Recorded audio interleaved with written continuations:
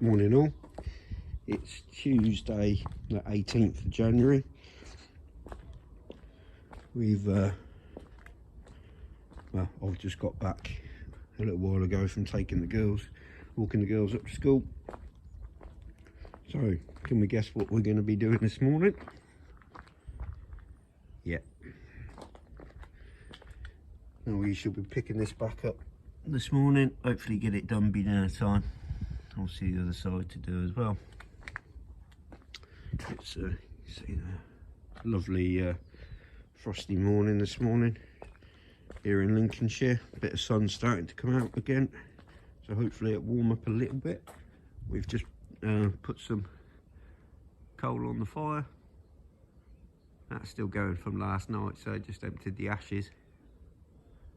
Put some couple of bits of fresh timber in it and a layer of coal, or 2 layers of coal, and that'll be fine till well after I've had my dinner, so that'll be nice and toasty for when I get back in the house a little bit later on.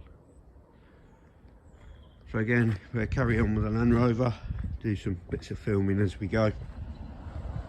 Nothing too technical, because that's not what really these videos are about. It's just more about what we get up to on a daily basis. So we'll go and get myself a coffee like we do every morning, and then get the barn unlocked, the old barn, and get some kit, and we'll carry on.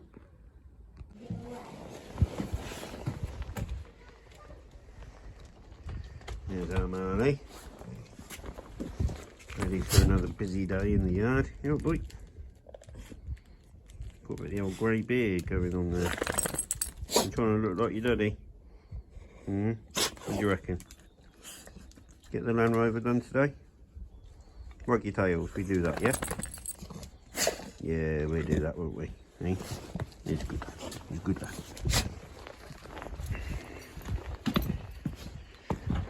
Right, so we've got an action-packed morning for me. With Land Rovering again.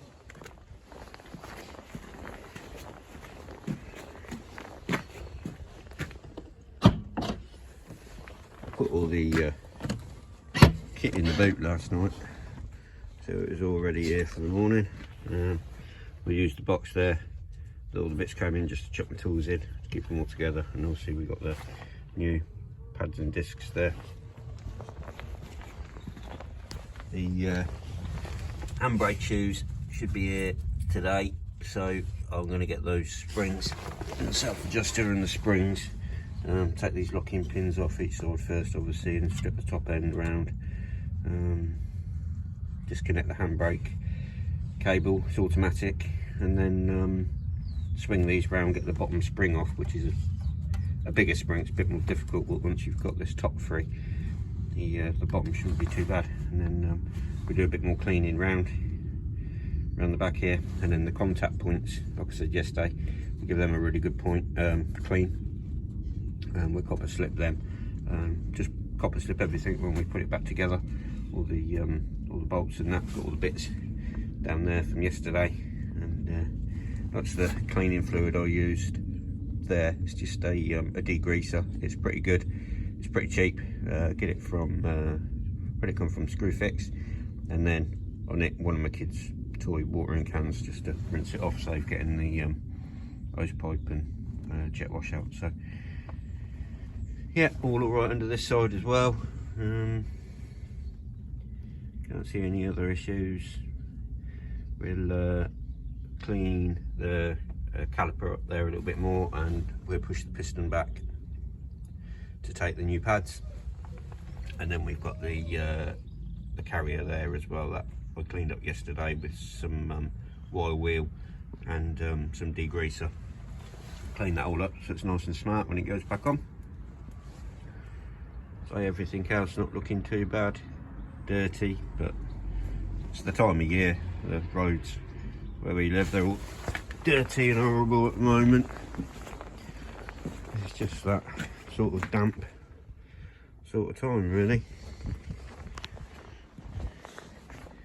The frost has gone now.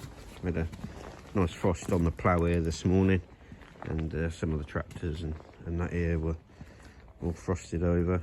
We're going to be building some barns, more barns out here,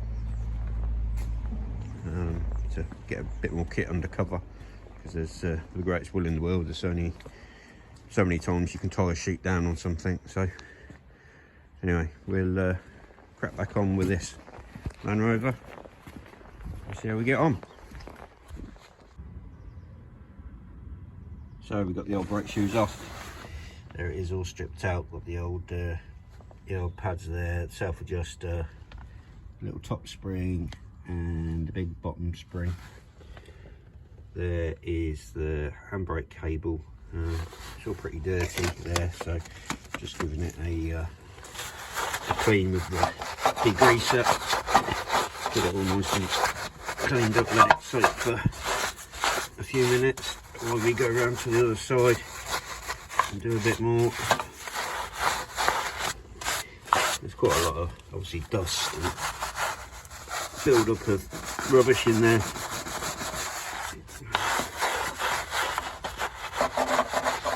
Looking at the pads,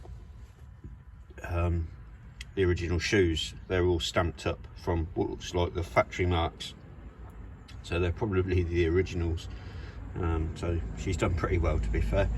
So we'll just carry on giving this a clean, let it sit for about 5 minutes, let the degreaser do its work, and then we will give it a nice rinse off, and hopefully it'll be nice and clean, and then we can start reassembling.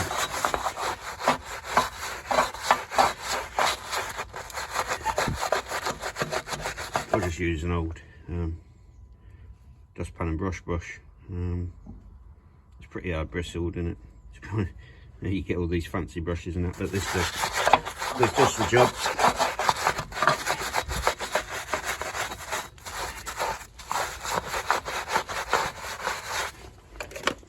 Got a little pot here of it.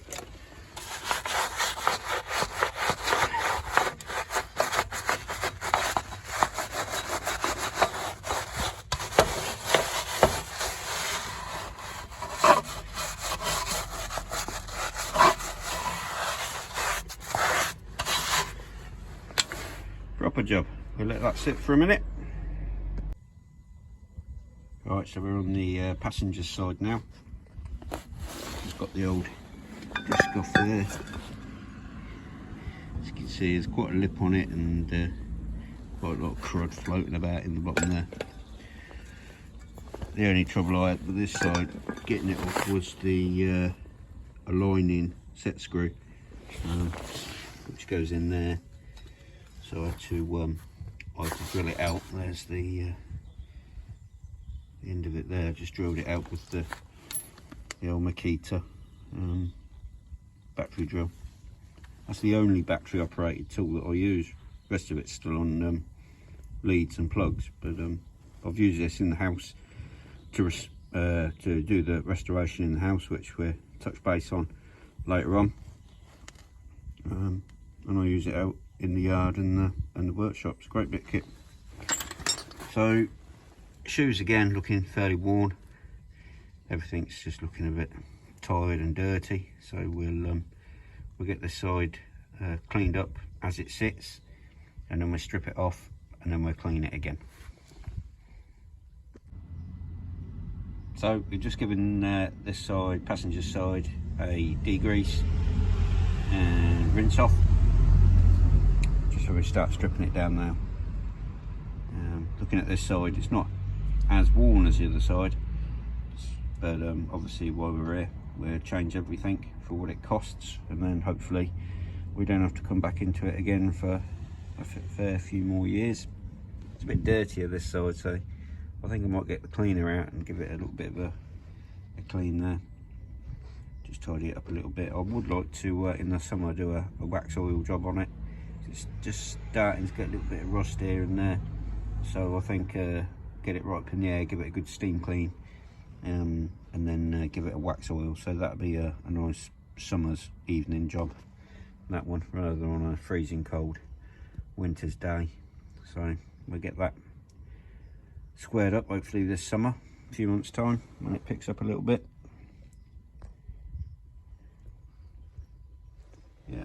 looking too bad.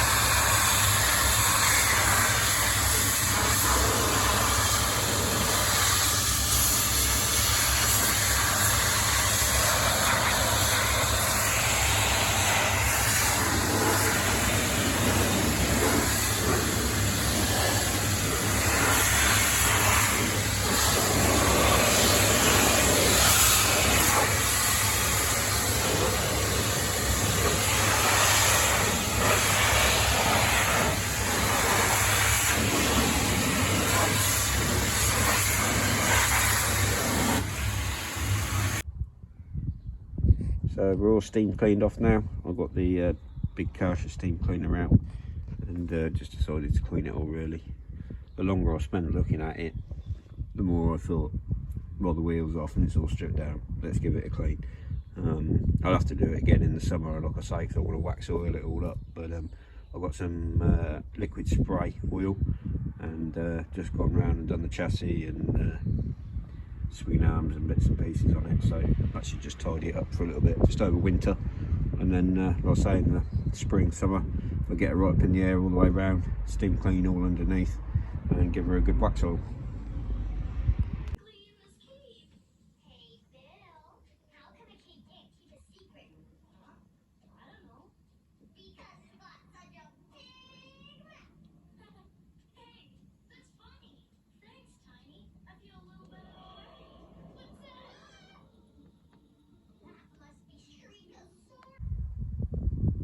So, it's getting on now for about 4 o'clock.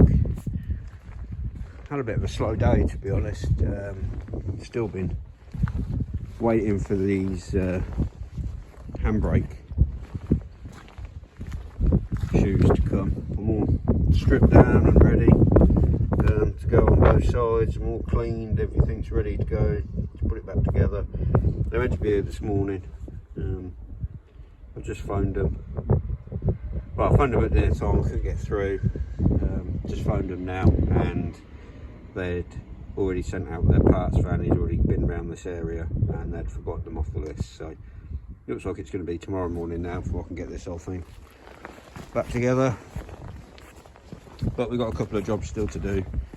So we've had the Karcher steam cleaner out, obviously doing the inside of the Land Rover there. It's an old one. It's HDS 745M Eco. God knows how old it is. It's a big old lump. Obviously diesel,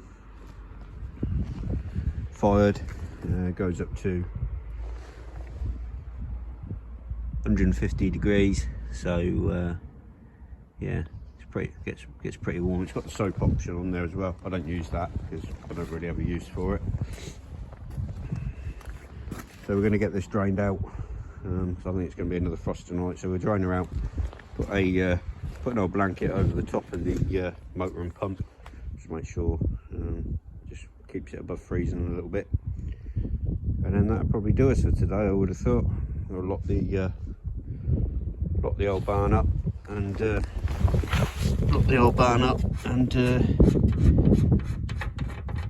all the kit back away. It's been one of them days really.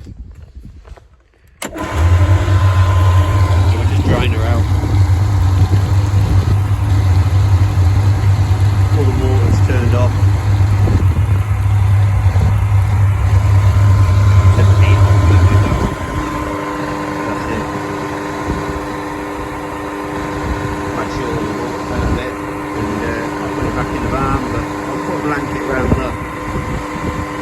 Inside there as well.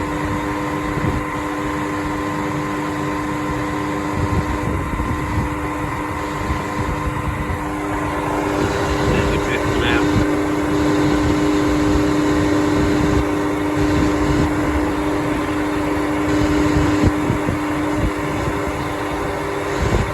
I used to use just a pressure washer with the degreaser. I did the job well. Done pretty good, but the steam cleaner has really transformed the amount of time that it takes to get these dirty jobs done. Makes a much better job in a quarter of the time. There you go, that's a little bit now. In the summer I don't do this, it's only because it's going to be another -2 nights tonight, I think.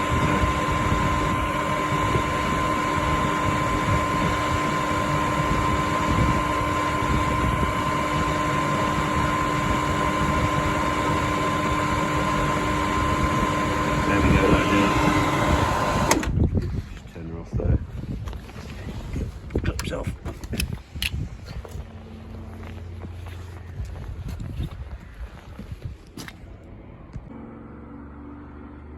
So last job of the day, as usual, for Daddy is to get the wood and the coal. I just spoke to the Land Rover people and they apologised for the mix-up, and hopefully the parts will be here in about half hour, but quite frankly it's too cold and dark, so I'm going to call it a day for today. I've done a couple of jobs on the steam cleaner which I wanted to do. There was a couple of contacts that were a bit rusty and horrible, so well, I got it out, put some new male and female spade terminals on, so that sorted that little job out. It's going to be a bloody cold one again tonight, isn't it? We, if you're wondering why the fires are all the time, we don't have any gas where we live. So our options for heating are electricity or oil. We have an Aga in the kitchen which runs on oil. That does the cooking and the heating. But oil prices are quite high, and it costs quite a lot of money to just have it running during the day when there's not really anyone in the house, so, or any other time really, to come to think of it. So I always have the, I'll just drop one. Always have the coal fire with a a nice log on, ticking away during the day, and it just helps with the bills. The timber I'll get from around the village. If there's a tree that's come down or something, people usually come and see me, and I'll go and deal with it.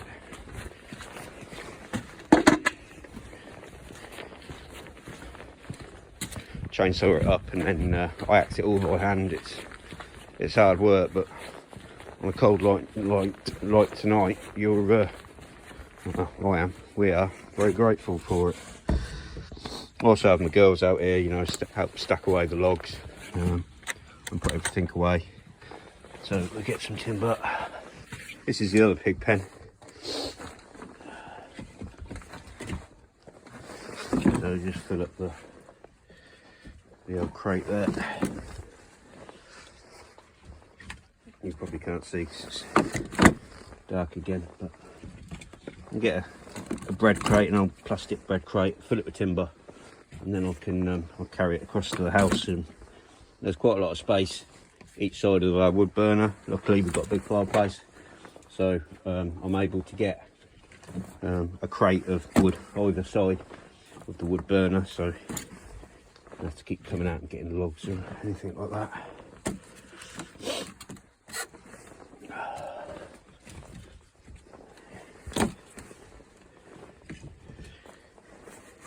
I did look at plumbing in the multi-fuel burner to run the heating as well, but it was quite a lot of effort